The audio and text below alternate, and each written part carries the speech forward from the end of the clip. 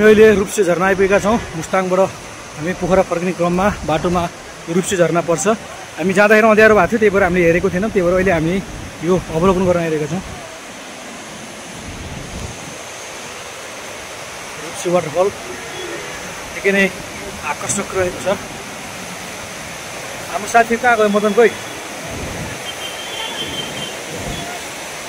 रूपसे वाटरफलमा छौँ हामी अहिले।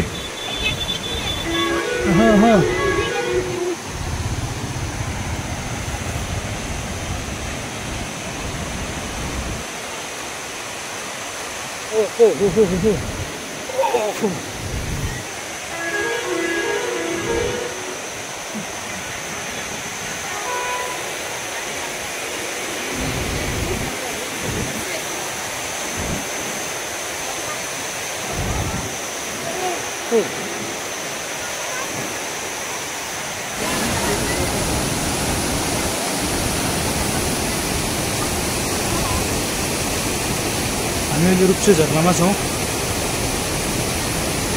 निकै सुन्दर झरना रहेको छ रूपसे। थुप्रै आन्तरिक पर्यटकहरूको भिड लागिरहेको छ फोटो खिच्नको लागि। यता ठुलो पहाड छ।